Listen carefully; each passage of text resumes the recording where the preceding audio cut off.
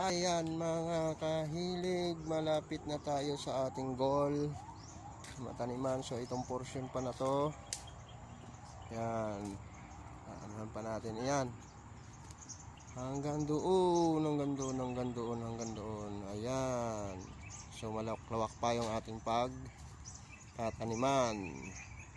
Meron tayo dito pang pantanim na beans, tapos yung patola natin lapit na, may umusbong na, may sumibol na.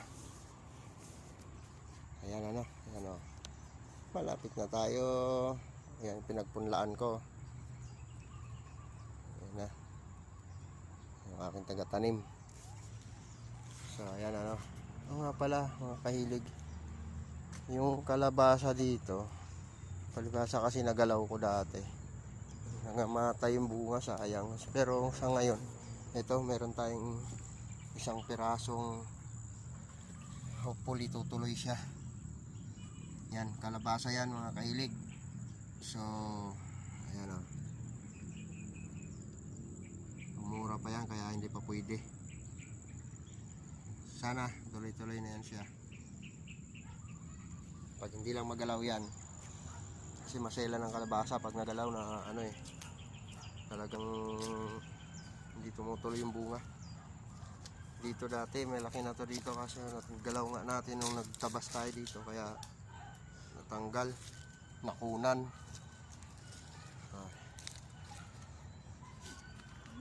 Okay na, lagyan na natin ng ano, yan ganun. Ikaw na, marunong ka na, kaya mo yan. Teka lang ha. O, sige yan mga kahilig, tayo maglalagay muna ng ano, yung yan, tayo ay maglalagay ng takip para sa ating ano, para hindi siya maano, tulad ng sinabi ko, hindi maanuhan ng ulan at expose masyado sa araw, para hindi siya, para makarecover muna. Okay, so hanggang sa muli mga kahilig, magandang tanghali ng Miyerkules.